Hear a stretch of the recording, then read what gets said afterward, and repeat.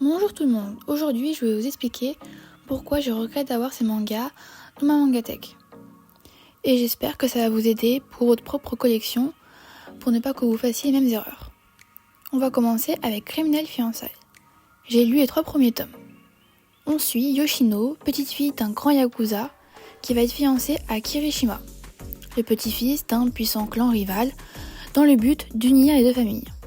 Embarqué dans ces fiançailles arrangées, Yoshino accepte d'aller vivre à Tokyo afin d'apprendre à connaître Kirishima, sans se douter que cet individu dissimule derrière son sourire une personnalité très spéciale.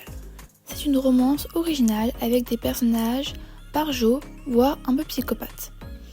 Je me suis été tentée car je n'avais entendu que du bien sur énormément de vidéos YouTube et plein de posts Instagram. De base, jamais je ne me serais renseignée sur ce titre. Je l'ai acheté uniquement grâce ou à cause des réseaux sociaux et je le regrette.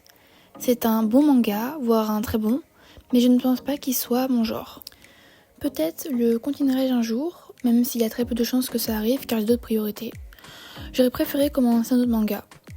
Si jamais ce manga vous intéresse, que l'histoire vous attire, je préfère vous prévenir que les dessins sont très originaux. Moi, c'est pas trop mon style, mais je sais qu'il plaît à d'autres.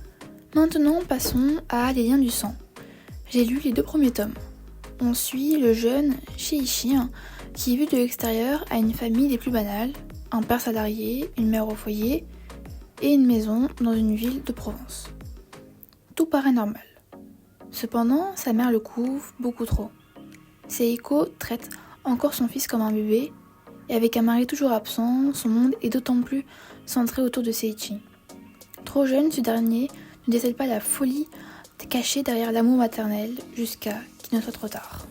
C'est un manga très psychologique qui traite, comme vous l'avez compris, d'une relation malsaine entre une mère et un fils. Je l'ai découvert dans une librairie. Il n'y avait pas de message de prévention et le libraire ne m'a rien dit. Honnêtement, quand je l'ai lu, j'ai été un peu choquée et je pense que je n'aurais pas dû l'avoir à cet âge-là. Cependant, c'est un excellent manga, voire le meilleur dans le sujet relation malsaine mère-fille. Et les dessins sont absolument bluffants, magnifiques. Et c'est pour ça que je vais continuer cette série, mais je pense que je vais la continuer quand je serai beaucoup plus grande dans quelques années. Ce n'est clairement pas un manga à mettre dans toutes les mains. Il peut être très traumatisant. Ensuite, passons à Slice of Life. Je n'ai acheté que le tome 1 sur 3 tomes. On suit Naruhiko, un mangaka qui vit sur une petite île natale, car ses récits, remplis de dragons et de magie, ne lui ont pas assuré un revenu suffisant pour pouvoir partir. Alors que sa dernière série vient encore d'être interrompue par manque de succès, il se lance sans conviction dans une histoire tirée de son environnement immédiat, les aventures quotidiennes de 4 garçons nés sur une petite île. Pour Naruhiko, impensable que cette campagne ennuyeuse où tout le monde se connaît intéresse qui que ce soit. Et pourtant. Bon, pour ce manga, j'ai un peu menti. Celui-là, je ne regrette pas d'avoir lu le tome 1, car j'ai beaucoup aimé. Mais je regrette quand même de l'avoir acheté. Je suis allée me le procurer à sa sortie, car j'en avais entendu énormément de bien sur YouTube. Et donc, le tome 2 n'était pas encore sorti. Mais puisque c'est un manga court, j'étais sûre que la suite allait être bien. Je me suis trompée. La suite est très ennuyeuse. Le tome 1 se suffit largement à lui seul. Je pense que ça aurait dû être un one-shot. C'est pour ça que je ne finirai probablement jamais cette série non plus.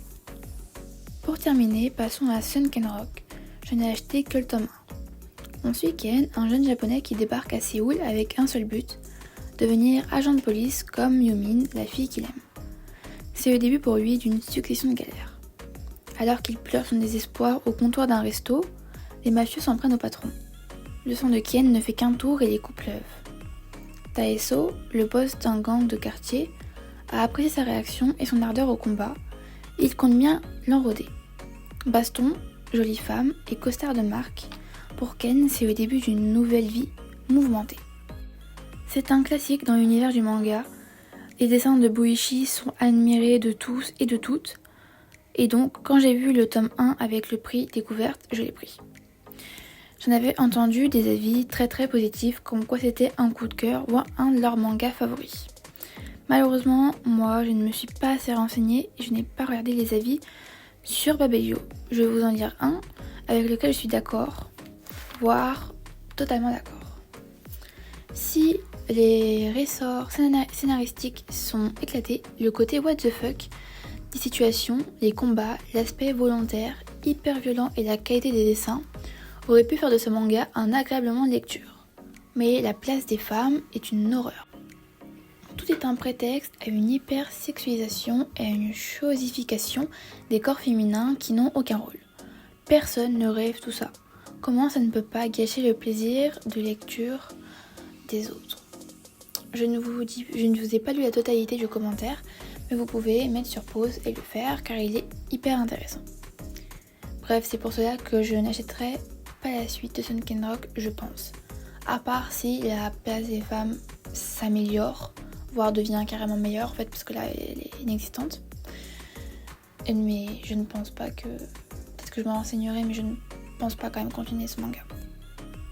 Pour conclure, n'achetez pas un manga que vous voyez tout le temps passer sur un coup de tête. Prenez du recul, prenez du temps de réflexion, réfléchissez, est-ce que vous voulez vraiment ou est-ce que c'est parce que vous le voyez tout le temps passer. Renseignez-vous sur les sujets qu'il aborde ou alors si vous avez l'âge, la maturité pour le lire. Regardez combien de tomes sont sortis au Japon pour savoir si ce sera un manga long avant d'acheter le tome 1. Parce que des fois on croit que ça va être une série en max 10 tomes et on se retrouve avec 28 tomes. Voilà. Et n'hésitez pas à aller lire des avis sur internet. Voilà, c'était tout pour cette vidéo. Merci de l'avoir regardée et à bientôt.